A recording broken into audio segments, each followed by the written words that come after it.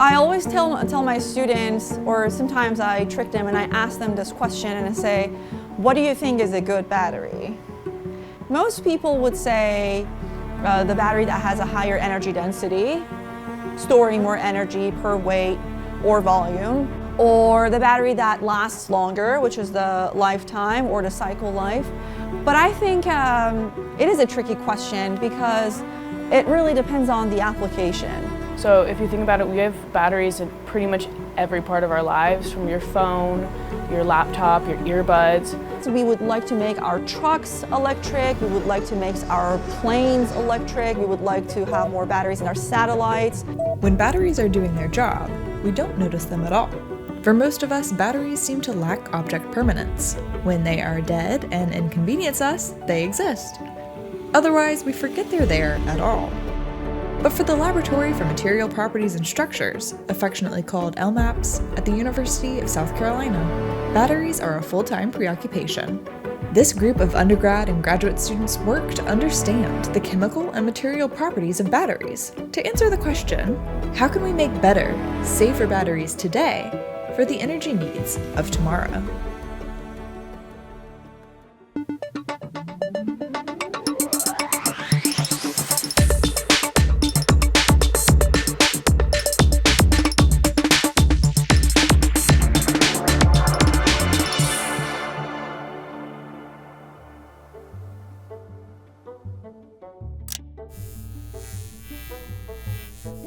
So a battery is a device that can store energy. You can think of it like a chemical reaction in a beaker that you see at a fancy chemistry lab.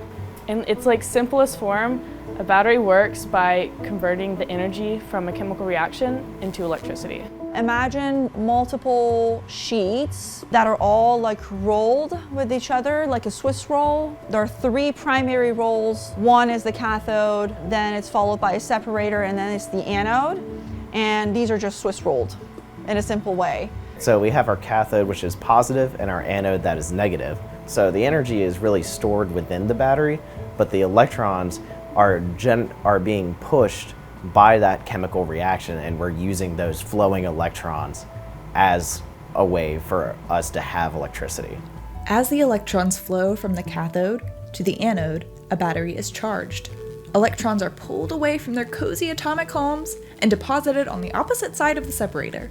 It takes a lot of energy to pull an electron away from its atom, so charging a battery actually takes more energy than the resulting energy stored. When the battery is disconnected, the energy is stored in the electrons, stuck in the anode and wanting to move back to the cathode. Connect the anode to the cathode with a wire, and electrons begin to flow back, in their movement dispersing the energy out to your light bulb, phone, or car. So actually, if you open a lithium-ion battery cylindrical cell, don't do it at home, please. But if you do, you can actually see those layers. You can open the roll and see the individual components. That's the separator. He's separating. What he's separating the separator from is the cathode. Yeah. It's on aluminum, right?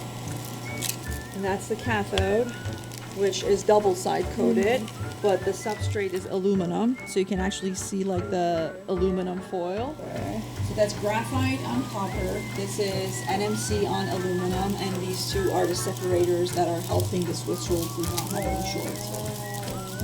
But this much active material, look at all the active material that just was kind of delaminated from the cathode, from the roll when we were opening it. Yeah. Lithium-ion batteries can traditionally be charged and discharged hundreds of times thanks to the reversibility of the chemical reaction between the anode and the cathode. This ability is in large part controlled by the material of the cathode and the anode. Lithium-ion battery cathode active materials are made of metal oxides, compounds made of chemically bonded metals and oxygen.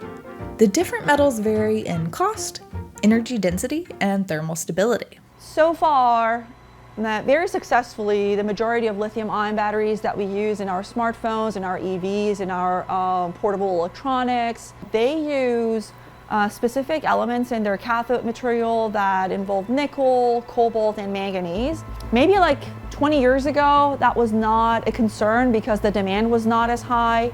But now that we are seeing more and more of needs for lithium-ion batteries, we need more of those materials. Now, in addition to the cost of those materials, we have some issues with non-uniform distribution of these elements. That has inspired battery researchers to look into alternative materials. Much of the world's cobalt, up to 70% by some estimates, come from Central African nations that lack proper safeguards for personal health and the environment. Human rights organizations have been investigating the use of forced child labor, the detrimental health impact on minors due to cobalt toxicity, and the environmental damage of the mines themselves for years. For batteries to remain part of the clean, affordable energy solution, cathode materials need to adapt and change.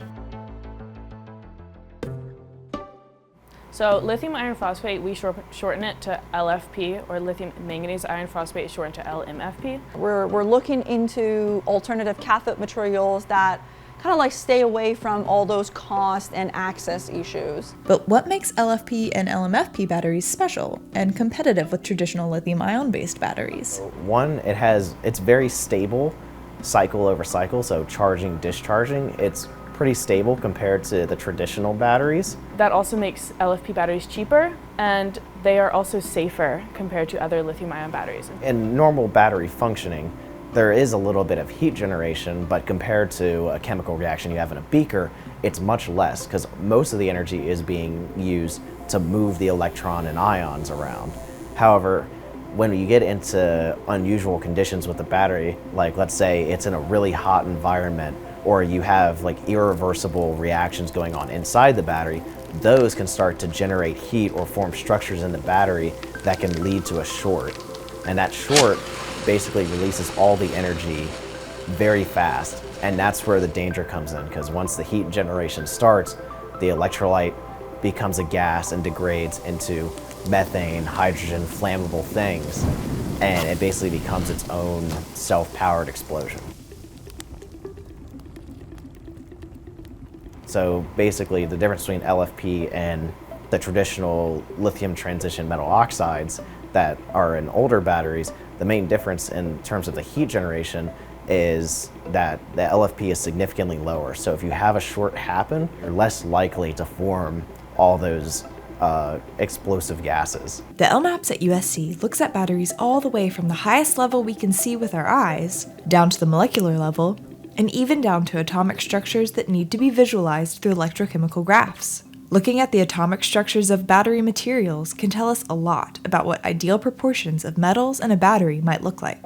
LFP has all these advantages that we discussed. However, it does have a limited energy density because the working or nominal voltage of LFP and that iron redox is relatively low. And the way that we solve this is we take some of it out during the synthesis process and replace it with manganese.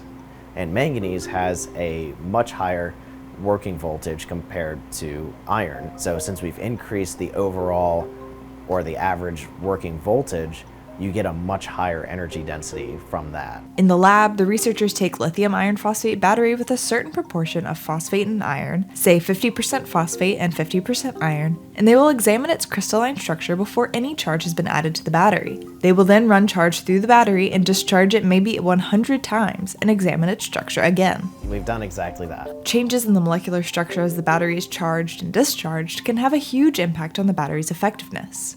If a battery is 100% manganese, for example, its crystalline structure is too unstable to be an effective battery. Specifically, it has something called Jahn-Teller distortion, where basically the crystal structure can be really unstable, and it can change based on the oxidation state.